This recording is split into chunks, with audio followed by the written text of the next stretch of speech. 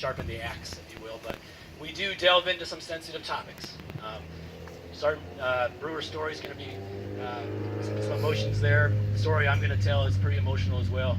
So if it drums up some stuff inside you and you need to take a knee or step off to the side, that's totally okay. We're not here to cause you any distress. So with that, I'll turn it over to Mr. Brad Britt to talk about the Air Force Wounded Warrior Program. Give him a hand, please.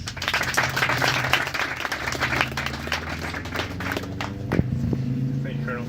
All right, my name is Brad Britt. I'm here from the Air Force Wounded Warrior Program. How many people have heard of the Air Force's Wounded Warrior Program? That's okay, don't be shy. Oh, you have? Awesome. Okay, so it is different than the Wounded Warrior Project. We're all copying that, right? We all got that? Because one is for DoD Air Force and one is a nonprofit. So we're here for you. We're your Air Force's program, okay? So if you're wounded, ill, or injured, we're your program. We're here to help you, okay? Our goal is to provide personalized support to wounded, ill, and injured airmen, their caregivers, and their families, all right? So if you get wounded, ill, or injured, who do you want to be in contact with? Thank you. Crowd participation. Awesome. So, I mean, it's important that you understand this program, especially in your line of work, where you do dangerous things, okay? Training's dangerous, your job is dangerous, accidents can happen all the time. The other thing that's very important to know is that this is just not for combat, okay? Cancer doesn't care. Cancer doesn't happen at combat. Cancer can happen anytime, okay? That's one of the issues, one of the diagnoses that we cover. Okay, also invisible wounds, all right? Tick-borne illnesses. These are complex issues that are not necessarily connected to combat. So it's important you realize that yes, combat is accepted in our program, but also non-combat issues also are accepted in our program. We have 42 RCCs, Recovery Care Coordinators, spread out across CONUS and OCONUS. They are there to help fill any gaps in care for medical and non-medical treatment. So if you're injured, your family's going to have needs, you're going to have needs that might not necessarily be medical. They're there to assist you. Okay, we are a resource for you. We're here to help you. Rod Schwald is your RCC here locally. He's located on Peterson. Has anybody met him before? You don't have to raise your hand. Okay, thank you. He's awesome. He's been around for a long time, and I think he's a chief. So he knows what he's doing. He's been around for a while. So you guys are in great hands. All right. We have care programs. We have a program for our caregivers, which is really important. To think about it, caregiver is a 24-hour-a-day job. So when we have these care events, caregivers get together with their peers, and they get to spend some time away from their warriors. Their warriors might be doing adaptive sports, might be doing our mentorship program, but the caregivers get some time to themselves. It's like me time. When we were down in Florida, they got to go out and they got to watch the Blue Angels off the beach or something like that. They just got to get away. It was a break. So we're taking care of those who take care of our warriors, because that is a tough job. We also have adaptive sports, which is why we're in the area right now. Has anybody been able to make it out to the Warrior Games? All right, sweet. You get the powerlifting? It's amazing. Air Force is doing really, really well, by the way, really well. But if you have the opportunity, they still are going on today. They're going on tomorrow. Make it out there. Support your Air Force team. There's 39 of them. They compete in 11 different events. But adaptive sports can be a huge part of recovery. You think about it. You get wounded, ill, or injured, you might lose some of the things that you had before, some of your movement. You might not be able to do some of the hobbies that you did before. So think about that. You went from being able to play wheelchair or play basketball and play volleyball. Now you can't do those things like you used to. Now we can adapt them. We can play adaptive sports. We can do adaptive volleyball. We can get you out there again competing. Get people off the couch out there competing again. It makes a big difference in their state of mind. If you can get back to doing what you used to do, accept your new normal, it makes a big difference. My first event I saw was a cycling event down in Las Vegas. I saw some people who were really timid to try the bike. It was a recumbent bike. But by the end of the week, they were racing on it. They finished a race. It was very emotional for them, and it was very eye-opening for me just how much it changed their world, knowing that they could still do something. We have the RAMP program, which is the mentorship program. You can take somebody who has a new diagnosis, pair them up with somebody who's recovering. So imagine you have somebody with a new diagnosis of testicular cancer. You have somebody who's in remission for testicular cancer. How great would it be to have somebody you can ask these questions to? How is treatment? What's my life going to be like? You know, the questions that you aren't necessarily able to ask most people because they haven't gone through it. We have somebody who's been there, they've done that, and we can pair you up with them. We have empowerment and transition. Not every airman that gets wounded, ill, or injured is able to stay in the military. It's unfortunate, but we're there to support them to make sure that they transition with the skills needed to succeed outside. That could be through operational warfighter. That could be through classes on dress and success, how to use LinkedIn, classes on how to use your educational benefits. It's just setting people up for success. We also have Airmen for Life, and this is for the airmen who are now veterans. These people, they're here now to support them. You're not forgotten. You are an Airman for Life, so they're their reach back. They can help you with issues after you are on that side of the DD-214.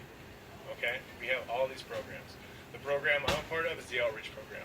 My job is to get in front of Air Force audiences and talk about this program, so you understand that we're here for you if you get wounded, ill, or injured. There's a lot of leaders here, and if you're not a leader yet, you're going to be, and you need to know about this program, because when somebody gets wounded, ill, or injured, with somebody well, you should know who to call. We have subject matter experts. You don't need to know everything. We have people who know everything. Okay? Part of the outreach program is the Ambassador program. The Ambassador program gives airmen who've been shown resiliency and recovery, and allows them to share their story with you. Because I know it's wonderful up here hearing me talk, but it's nice to hear somebody else's voice who maybe went through it, share their story. People can learn from it. So with that, I'd like to turn it over to Tech Sergeant Trevor Brewer.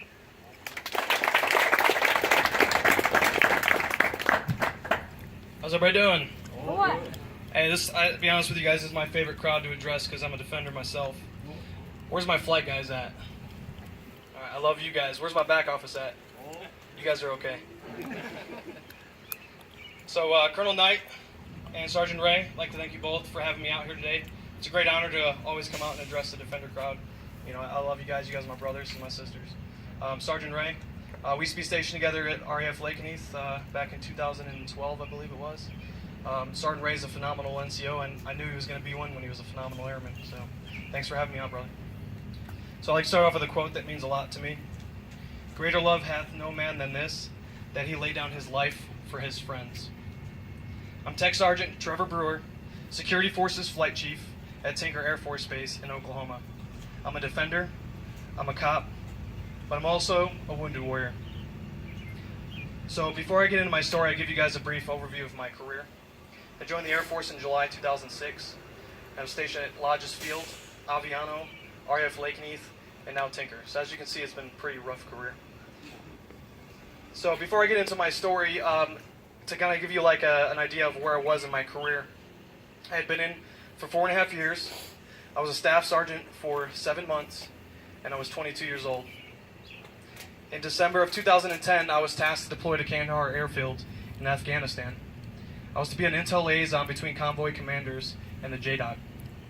In January of 2011, I attended pre-deployment training at Creek Defender at Baumholder, Germany. February of 2011, I attended Force Protection Intelligence School to learn how to do my job. That was at Fort Dix. It was a great school. On March 2nd, 2011, my life changed forever. On that date, I was tasked with escorting 15 Security Forces airmen downrange. We flew from London Heathrow Airport to Frankfurt International. Upon landing, we offloaded all of our weapons through customs and all of our baggage. One of my airmen said while we were waiting that he was going to go find our bus driver for our transport to Ramstein. I remember coming out of customs and this airman in uniform, Airman First Class Zachary Cutterback, and I just remember the first thing, our first contact with him, and he was just a really funny guy. He even made a joke that we were supposed to have a police escort and that we could get arrested because we had so many weapons. We board, has everybody seen the 44-pack Bluebird buses? You guys know those buses. So that's the bus that we had. And so we start loading onto this bus, and we realize there's nowhere to put our gear and our weapons. So we start loading the bus from front to back with all of that gear and weapons. I then take my seat, thinking that we're going to leave, and one of my airmen, Senior Airman Nicholas J. Alden, approached me and said, "Hey sir, I'm going to step out for a smoke." And I said, "Okay." So as I'm sitting in my seat thinking about the beer that I'm going to enjoy at Ramstein Air Base, I hear a faint pop outside of the bus. And I didn't think anything of it. And it was kind of the noise of when, a car runs over a rock, that kind of noise. I then hear footsteps at the front of the bus, and I look up expecting to see Senior Airman Alden, but it's not Senior Airman Alden. It's a lone gunman with radical Islamic views. He's got a hood over his head, and I can see black hair poking out through his hoodie. I remember he raised his right hand up, and I could see he had a 9mm pistol in his right hand. He screamed Allah Akbar, and he shot Airman First Class Zachary Cutterback in the front of his head, and it exploded out the back. At this point, in that split second, I don't really realize what's going on. I think it's an exercise. I'm like, there's no way this is happening. But in that split second, I realized I'm probably going to die.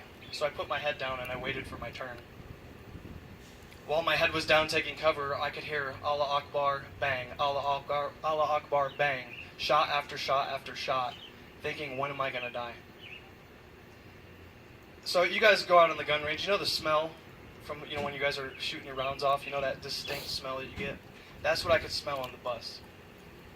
And as the shooting stopped, I sat up in my seat and I looked up into the eyes of anger and hatred of this man that wanted to kill me.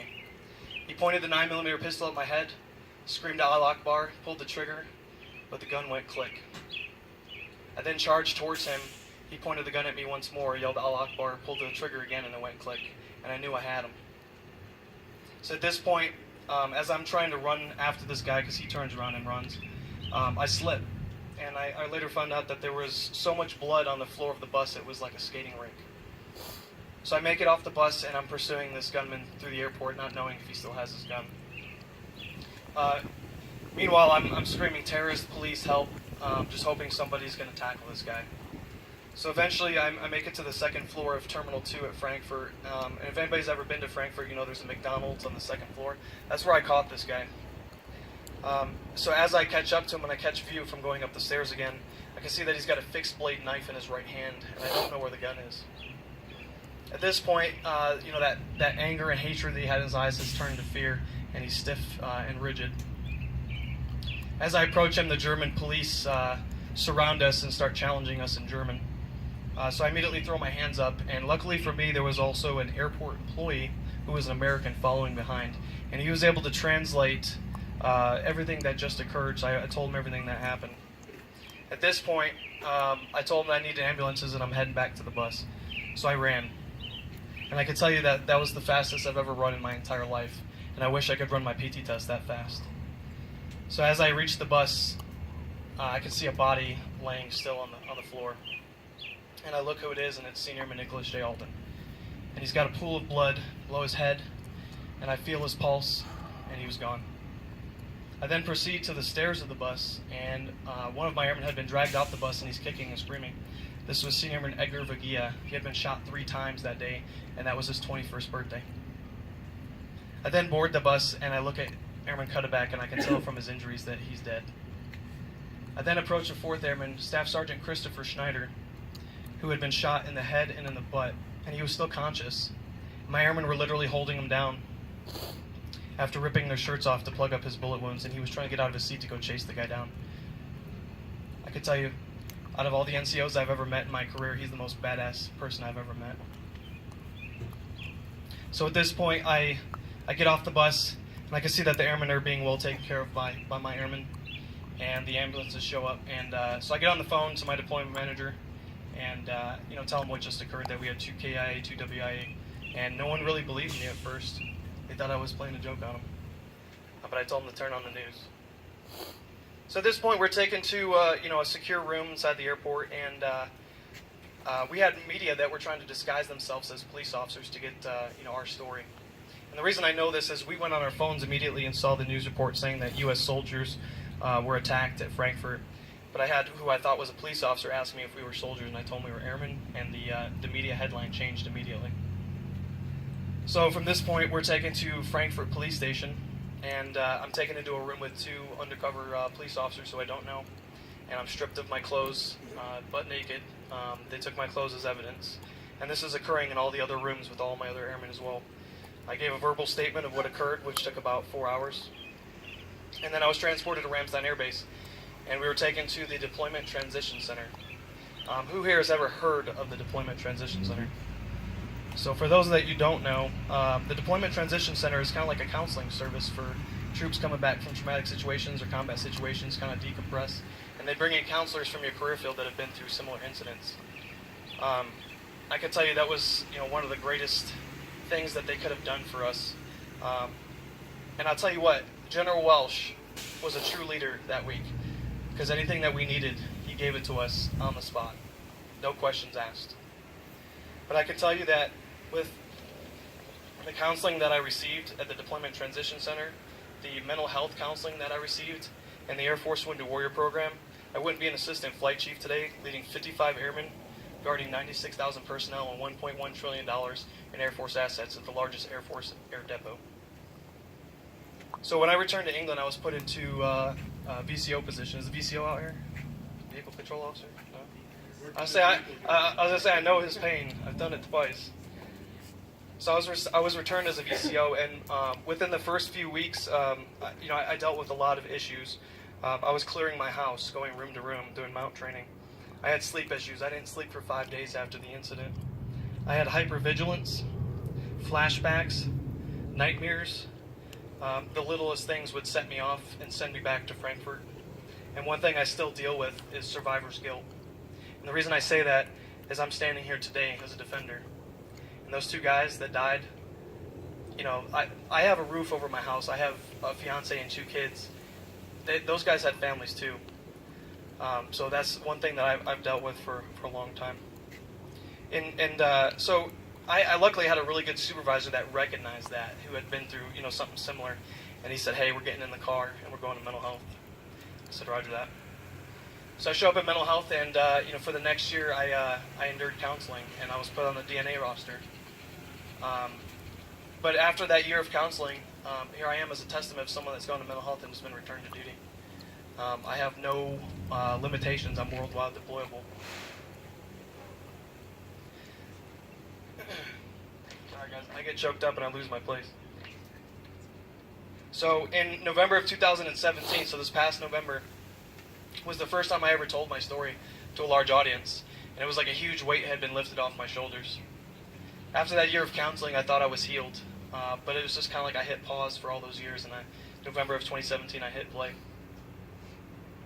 Since then, I've participated in 5 Air Force Wounded Warrior events, participating in a variety of adaptive sports, such as powerlifting, shot put, discus, track, wheelchair basketball, seated volleyball, archery, air pistol, air rifle, swimming, and cycling. The recent Air Force trials, when I tried out for the Air Force team, I took gold in air pistol. Who would have thought that a cop can actually shoot? So the Air Force Wounded Warrior program provides a variety of different services, as Brad explained, but recovery is their main focus. I encourage every one of you to go talk to Brad after this briefing and find out how you can get involved in this program. So, in closing, I'd like to challenge you guys with 3 things, and I hope you guys take this seriously, please. Number 1 is to take your training seriously. The things that you learn could save your life one day. People ask me all the time, how did I do what I did? And I could tell them that I don't know. All I know is that my body reacted to muscle memory from training that I received. So take your training seriously. Number 2 is, as you promote, and for my senior leaders, train your airmen well. Going back to bullet number 1, the training that they receive could save their life, and very well could save yours in the future. There's nothing worse than knowing that you could have done more for your troop. There's more that I could have done for those troops that day, and that eats me alive.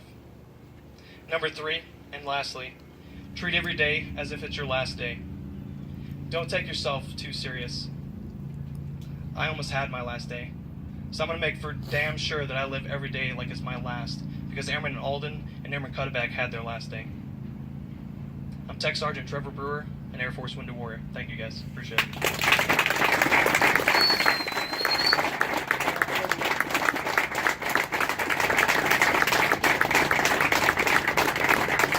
Thank you both.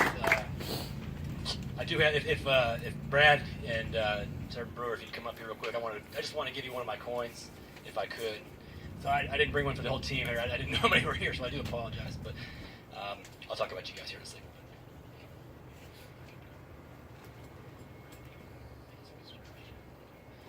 So give him a hand one more time. So first, just the Air Force Wounded Warrior program in general, our unit has been the beneficiary of many of the services they provide. Most recently, I'm sure you all have heard of Airman Sullivan, who tragically fell out of a tree, fell 50 feet, and had his leg amputated. He's down right now in the patient squadron in Texas, being cared for by the Air Force Wounded Warrior Program, because a traumatic event like that is life-changing, obviously, both from a physical perspective, but also from a mental perspective. And I know in talking to him that he had some big plans in his life, which are going to be changed now. And we're helping him through. The Wounded Warrior Program has been absolutely awesome in that process, helping us navigate what is oftentimes a large bureaucracy of the United States Air Force. They knocked down some walls for us, and it's been great. So I'm personally grateful for the Air Force Wounded Warrior Program, and there's been other people in our unit, both in the present and in the past, who've also benefited. So thank you for the Wounded Warrior Program. Sergeant Brewer, wow, that's a powerful story. I've been on that Bluebird bus outside Frankfurt Airport deploying to Afghanistan when I was stationed overseas in Europe. That could have happened when I was there. I remember hearing about that when I was. I just recently PCS from Germany after that happened, and I remember hearing about that. I wasn't familiar with all the details that you shared with us today, so that's a very powerful story. For our airmen especially, we have in our guard mount room, we also have it in S4 and a few other places, the pictures of all the fallen defenders. So if you're in guard mount today, I recommend you look at the wall, because those 2 airmen who were killed, their pictures on that wall. And then of course 2 others who were wounded, but physically wounded, and of course the invisible wounds of Sergeant Brewer. Can I first do a few things before I dive into my story? Can Sergeant Weiss and Sergeant Ray come up here real quick? Give them a hand as well. I wanted to give them one of my coins as well. They're the one who kind of orchestrated this entire Wingman Day event. Everything from arranging for these awesome guest speakers to come to setting up the barbecue and the games and all that. So for both Sergeant Ray and Sergeant Weiss, I just wanted to give you my coin.